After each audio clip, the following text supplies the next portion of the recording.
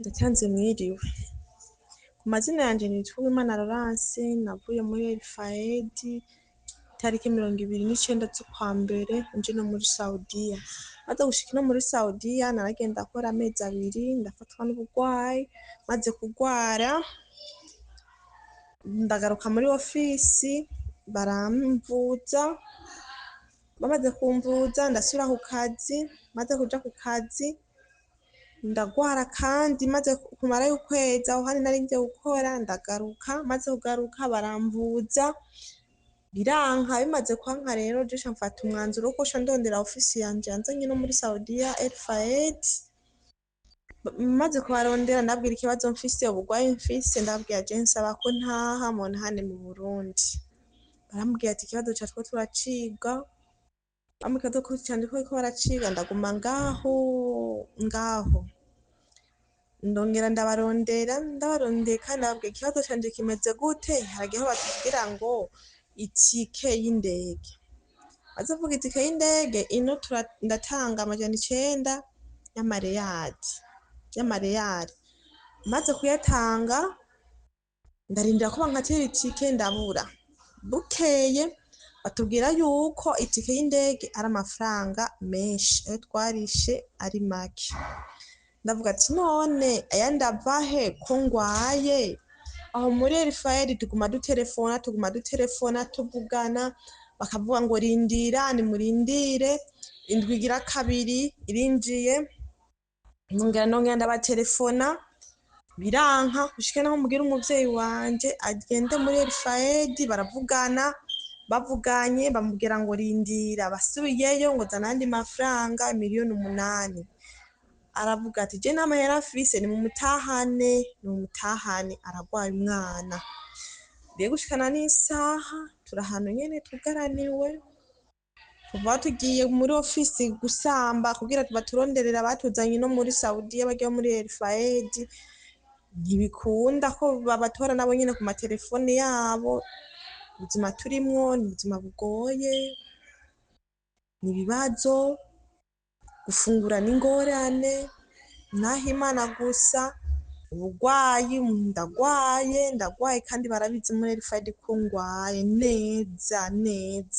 Iyo ofisi turimwo muri Elfanare baraturekuriye ko twotaha iwacu, ariko ofisi yo mu Burundi niyo yanse ko dutaha. Turasavye mudutabarize mu nzego z'igihugu dutahe, itike y'indege twarayirishe, ayo yandi mafaranga abuze ntayo dufise twebwe tuyakura, ntayo dufise.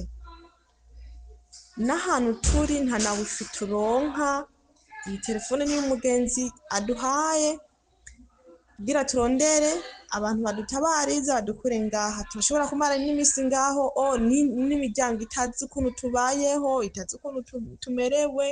Ukuri birababaje, biteye agahinda. Twavuye muri Elfayedi turi batatu, ukuri udutabarize muzamukozi nk'abavyeyi b'igihugu, mudutabarize. Kugwara udafungura ni ikintu kitoroshe, nticoroshe. Dutabarize nuko turasavye, turi ahantu habi.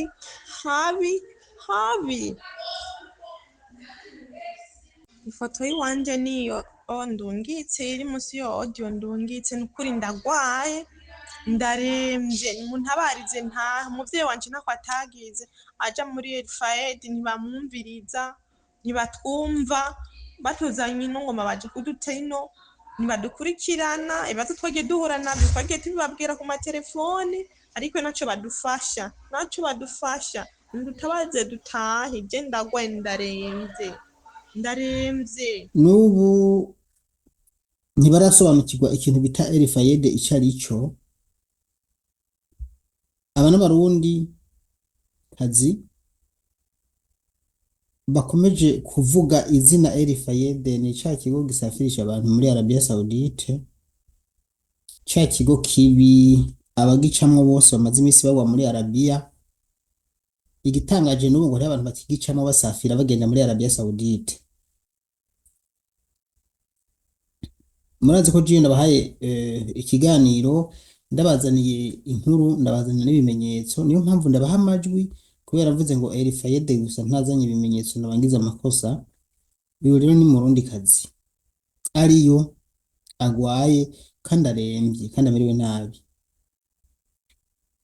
Uyu ni ukuri ivyiwe biragoye kuko aragwaye, ntimwumve ijwi ntakiripfana n'umuntu. Je nkumva ijwi nabanje kwiyumvira ko yoba akomeye, mugabo maze gutohoza amakuru nasanze agwaye. Burya ijwi hariho ingwara niyo bugwara uguma uvuga.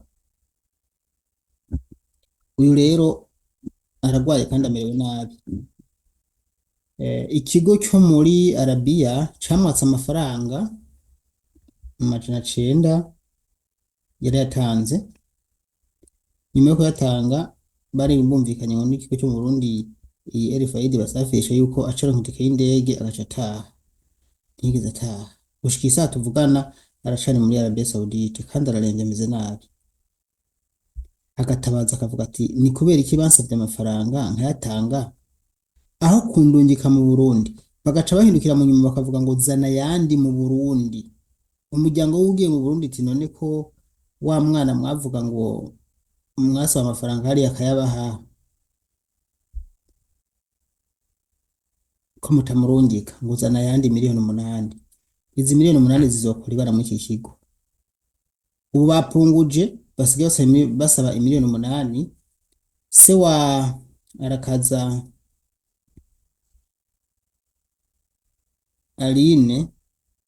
Alina we bamusabye miliyoni 9. Hazo yari afise yaragiye arazizana bukeye, azizanye ati subira nyumbani wewe tuzokuzanira ikiziga. N'ubu baracakirindiriye ntibarakimuzanira. Uwo nawe yaratanze amafaranga, none aho kugira ngo bamutahane ubu bafise ntabuze icyo bikora yumvira ngira bavuga ati shaka kuguye ntibituraba sikizima amafaranga bayatanze ati tanga yandi. Ndabutse ko hariho abamaze kurihirwa amatike benshi usanga basabwa amafaranga kandi tike yatanzwe bagasabwa yandi mafaranga. Ayo mafaranga ajahe aribwa n'abande. Uwewe mu gusafira yarasafiriye mugabo yaragwaye, amaze kugwara umukoresha wiwe aramurekura aramurungika. Burya umukoresha wawe amaze gutanga passport akavuga ati visa yo gusohoka nta ngorane, habura iki kugira ngo bamuhe iyo visa iyo tike y'indege yitahira. Urumva bino bigo je twaravuganye bimwe bimwe bivuga biti iyo umuntu asubiye mu Burundi hahomba ikigo, ariko biravana n'imisi bamazeyo. Amezi 3 ya mbere ikigo kirahomba, naco nyene gihomba amahera makeya kubera ko amafaranga mu guhaguruka mu Burundi baba barabatanze amafaranga. Nimba bakoresheje yabo naho hari ziri nyungu baronka nyinshi. Abarengeje amezi 3 nabo umukoresha yabaguze niwe aheza akariha iyo tike. Ubutayirishe nawe baraheza bakamenya handi bayikura kuko bari muri business. Hariho ubushiranganji n'imigenderanire y'Uburundi n'andi makungu, hariho ambasade hariya. Aba bose nta kindi bajejwe atari kugira ngo bakurikirane ubuzima bw'abana b'Abarundi n'Abarundikazi. Ntitwumva ukuntu rero umuntu ashobora gusabwa amafaranga akanayatanga mu nyuma ntibamutahane, ahubwo akagumayo avundira ahafungiwe. Ndabibutse ko afunzwe, inzara igiye kumwica mwavyumvise. Ibi vyatumye rero umwe mu miryango yiwe avuga ati nokuri iki gihugu gifise Perezida General Neva, ntivyumvikana ukuntu iki kigo cigwa kirica Abarundi kandi buri munsi nukuri mu gihugu barabibona, ariko mugabo ikigo ni cyande. Ati ntarabimenya kweri, ati kuko nico bari cy'umugenerali ico kintu Elifayede ni giki. Nashaka ndabasangiza amajwi yiwe kuko urivuga umwe rigatuba. We yisabira umukuru w'igihugu yuko agiye ubona kumva buno butumwa yoca bafasha kino kigo byibuze kigahagarikwa canke kigahanwa. kubera ko abantu bariko barapfa muri iyi minsi ni benshi kandi abapfa bakaba basafiriye bavuye baciye muri iki kigo nyene co corungitseyo coco giheza kwiyakirira amafaranga kigaca kikubloka wapfa wareka ugitabaza utagitabaza ntibibarabo.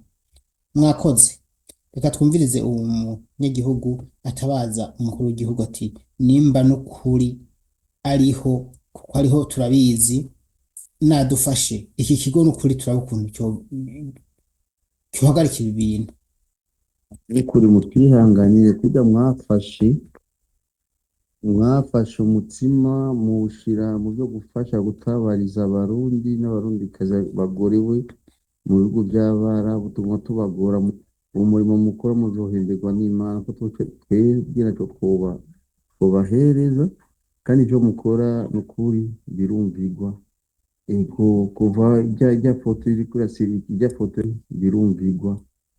Ego Uyu rero no gutangira dushimira ati ni ukuri ndabashimira ko mukora kandi yarigeze kudutabaza turagerageza gukora ibyo dushoboye hanyuma kandi ikibazo ciwe nimuza ko cagenze neza yarashimye n'barashima ati rero reka n'ubundi mwongere mudufashe acerekeza ubutumwa ku mukuru w'igihugu.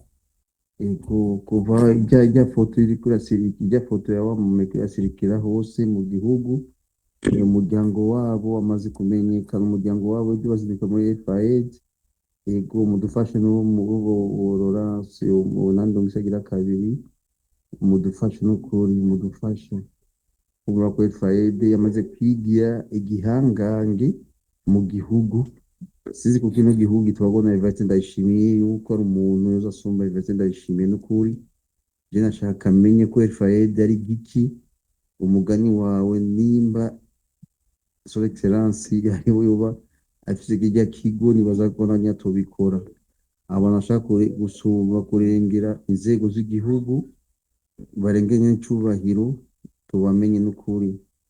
FAED amayobera irakora n'ukuri birateye isoni n'ukuri. Harageze yuko n'ukuri kirya kigo cokugagwa burundu kikava mu butaka bw'igihugu n'ukuri. Ego mudufashe n'ukuri. Ati RFID ati ntituzi icyo ari cyo nk'uko mwabivuze nanje ndabibaza ati none RFID ko mbona n'ibindi bigo bihagarikwa bikabazwa ati je nuko mukora nabi ati none RFID mu by'ukuri ni giki gishobora kuba cyarananiranye kugira ngo abijejwe basi bayihagarike nimba mu by'ukuri ikora ibintu bibi nk'ibi ku mugaragaro atanubwo bifise. We nivyo yibaza nanje navyibaza kandi ndazi ni benshi bavyibaza.